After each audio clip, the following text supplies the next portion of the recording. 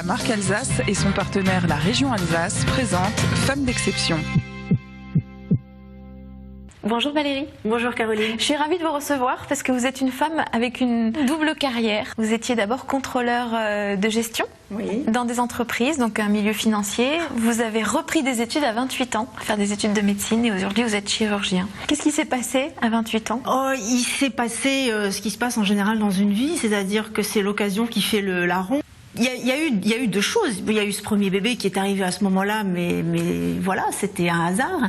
Mais il y a surtout eu mon mari qui a quitté Paris pour poursuivre sa carrière en Allemagne.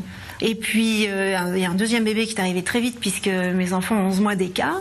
Donc ça m'a occupée pendant presque 3 ans. Et quand il a fallu se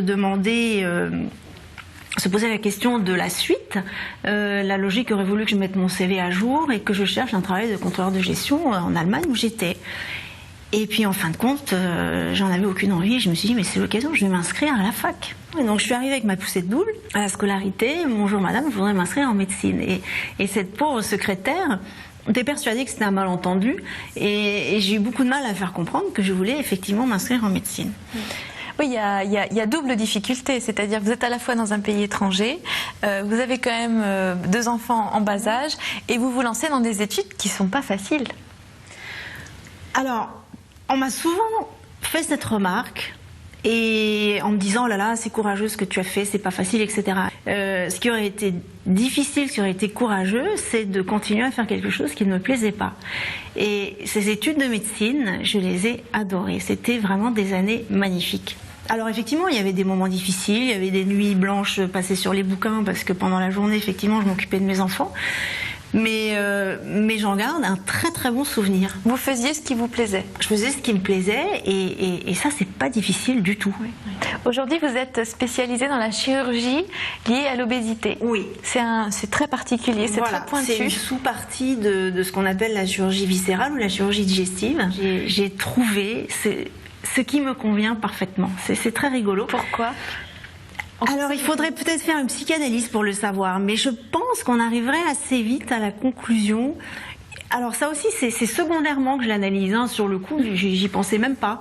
Mais je pense que quelque part, je soigne ma mère tous les jours. J'ai grandi avec une mère que j'adore, mais qui avait, comme tout le monde, ses qualités, ses défauts. Et elle était un petit peu obsédée par son poids. Alors sans être obèse, je pense que j'ai jamais calculé son IMC, mais je pense qu'elle est dans le surpoids. Mais elle a passé sa vie, et donc mon enfance, à faire des régimes. Vous avez le sentiment d'aider, d'être utile? Tous les jours. Ouais. Mais tous les jours. Et quand je rentre le soir, j'ai vraiment l'impression d'avoir aidé des gens. Et en tout cas, c'est ce qu'ils me disent en consultation. C'est vraiment des moments... Vous changez un peu leur vie. Mais c'est ce qu'ils me disent. Et je pense que c'est un peu vrai. J'ai joué un rôle dans un changement de vie dont ils sont les acteurs, mais j'ai joué un rôle. Et ça fait très très plaisir. Quelle qualité ça a développé chez vous, ce travail de chirurgien, qui est quand même... compliqué aussi. En fait, pour être un bon chirurgien de l'obésité, je pense qu'il faut 2 choses. Il faut avoir un contact qui mette les gens en confiance. Les personnes obèses sont stigmatisées et sont confrontées tous les jours au rejet, au jugement. Et ensuite, effectivement, il faut des capacités manuelles. C'est de l'artisanat, la chirurgie. Il faut aimer faire avec ses mains. C'est parce que c'est le bloc, c'est ça. On a un problème. Il faut réussir à faire quelque chose dans certaines conditions qui sont pas toujours les mêmes, et on s'adapte à ces conditions et on fait ce qu'on a décidé de faire. Et c'est vraiment un travail manuel. Qu'est-ce qu'on peut vous souhaiter pour la suite ?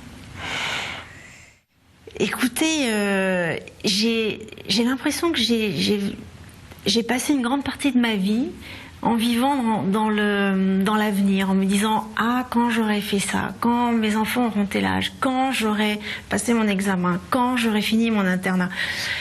Eh bien, j'étais pas très forte pour vivre dans le présent. Et je crois que j'y suis enfin arrivée. Et ce qu'il faut me souhaiter, c'est de pouvoir... rester dans le présent. Oui, vivre cette vie pleinement, au mieux. Donc finalement, d'être en bonne santé pour pouvoir le faire. Voilà.